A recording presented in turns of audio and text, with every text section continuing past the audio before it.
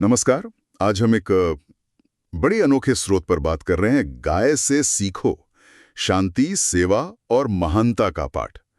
नाम थोड़ा हटके है, पर ये हमें एक साधारण जानवर गाय से मतलब जीवन के गहरे सबक सीखने की बात करता है। जी बिल्कुल। और इसकी शुरुआत ही बड़ी दिलचस्प है। हाँ, वो कहते हैं कि गाय जो न दहाड़ती है न डराती है, वो खामोशी से दुनिया के लिए एक तरह का आशीर्वाद बनती है। सही कहा। स्रोत में एक लाइन है, ताकत का मतलब शोर नहीं होता, बल्कि शांत होकर दूसरों को देना होता है। ये नजरिया काफी अलग है आज के हिसाब से, है ना? बिल्कुल।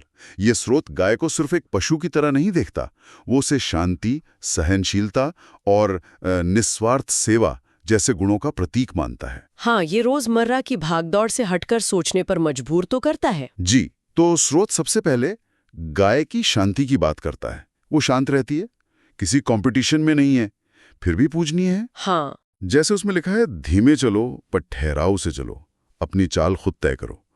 ये आज की तेज रफ्तार दुनिया में थोड़ा अजीब नहीं लगता? ठहराव लगता तो है, पर स्रोत इसे कमजोरी या आलस नहीं मानता। वो कहता है ये आंतरिक शक्ति का प्रमाण है। अच्छा। आंतरिक शक्ति। हाँ, मतलब ये एक तरह का आत्मनियंत्रण है। हाँ, आज इतना शोरगुल है चारों तरफ। हाँ, वो तो है। ऐसे में ये ठहराव, ये शांति बनाए रखना शायद एक बहुत जरूरी सबक है।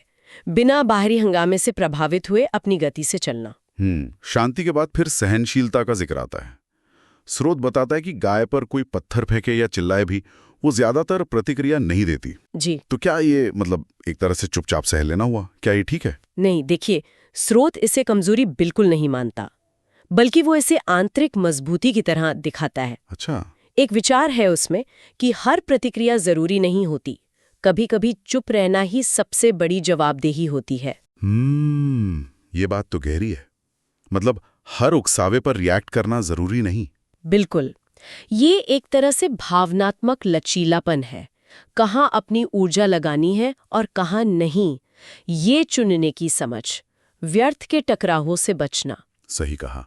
और फिर आता है सबसे महत्वपूर्ण गुण, शायद सेवा का भाव। जी, गौ सेवा। गाय दूध, घी, मक्खन मतलब पोषण देती है, पर बदले में कुछ खास मांगती नहीं।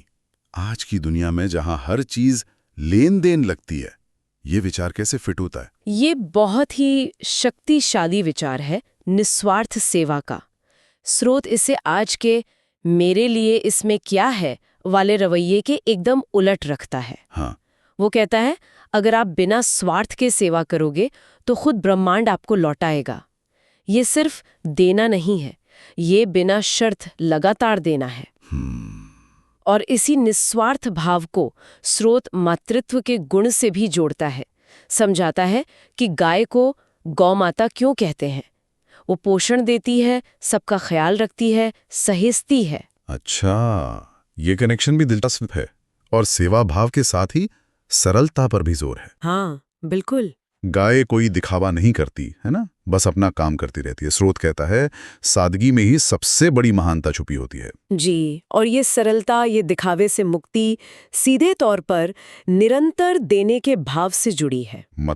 मतलब स्रोत इस बात पर जोर देता है कि गाय हर हाल में देती है, गर्मी हो, सर्दी हो, यहाँ तक कि अगर वो बीमार भी हो, वो देना बंद नहीं करती। हाँ, ये तो है। तो ये सिखाता है कि जीवन का असली मकसद शायद यही है, दूसरों के लिए उपयोगी बने रहना।